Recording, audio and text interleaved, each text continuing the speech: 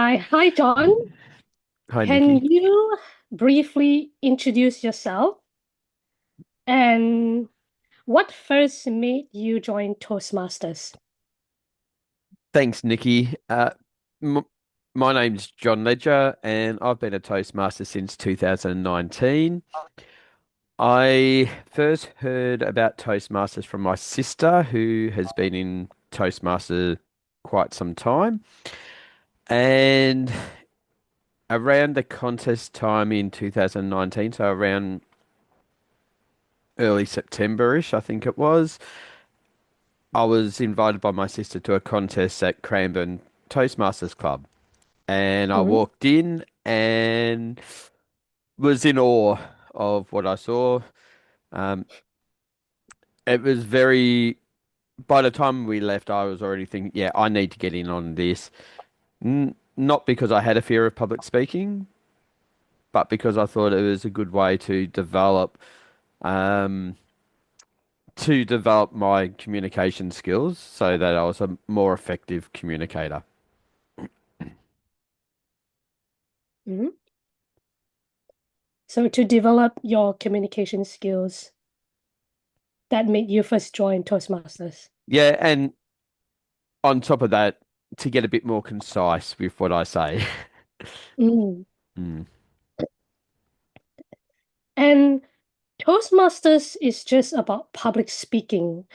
What would you say about that? And what has surprised you the most about what Toastmasters has actually offers? So most people I know join because of their fear of public speaking. Mm, Majority of people, like I'd have to say, if they did have statistics, it would have to be in the high 90s, 90%. So majority of people come to Toastmasters because they want to develop their communication skills or they have a fear of public speaking. They need to get over it for a job interview or some other reason, deliver a speech at a wedding. Toastmasters is amazing at helping people to develop their communication skills. And it also has the opportunity to build relationships with your fellow club members, mm, as well as giving members the opportunity to develop leadership skills. And for me, that's the most surprising thing that Toastmasters does give you, the opportunity to develop your leadership skills in a practical way, not just learning about it, not just reading about it.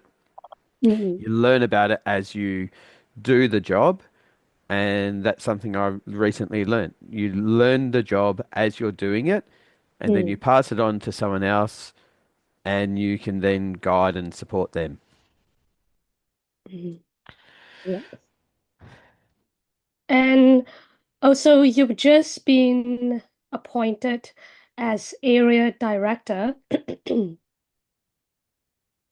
Can you tell us what that role involves and how Toastmasters prepared you for this role?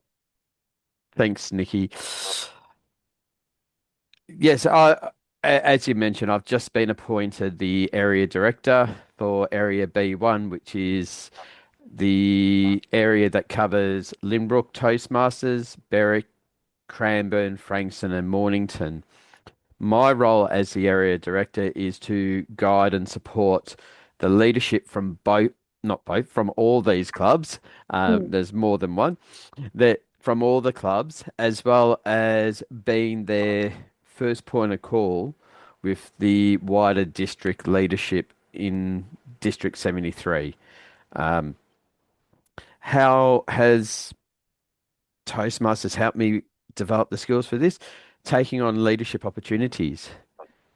I've held all the different leadership roles in a club except public relations and membership.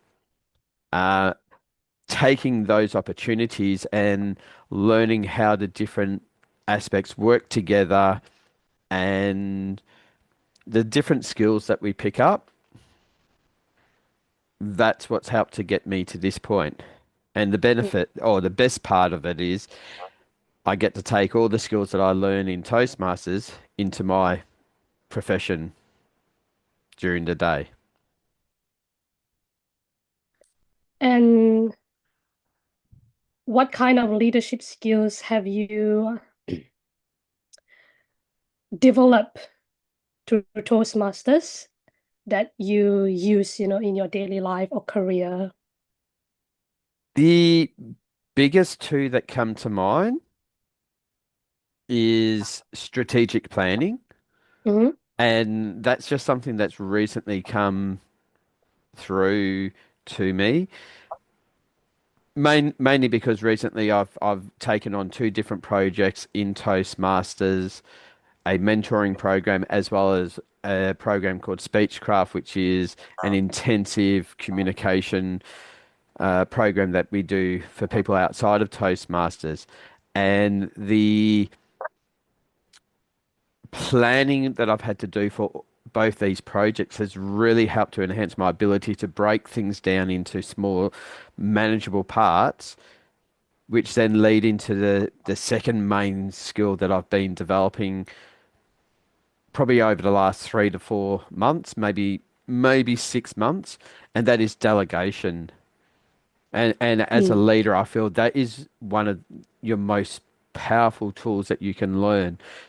Learning once you've got a plan, once you've worked out what needs to be done, learning how to be able to delegate to the members in your team and trusting that the plans and work that you've done in setting up what the goals are, that the team is going to be able to fulfill their individual roles, and then you can step back and more work as a bit of like oversight, just checking to see if things are being completed, if there's any support needed. If there is, then bringing that support in.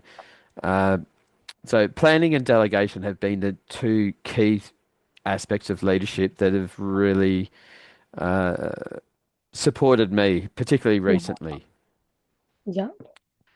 And finally, what would you say to someone who is thinking of joining Toastmasters? Stop thinking about it. Uh, I heard about it for years, well and truly years, before I even thought about doing it. And I was in other organizations and even in my day job,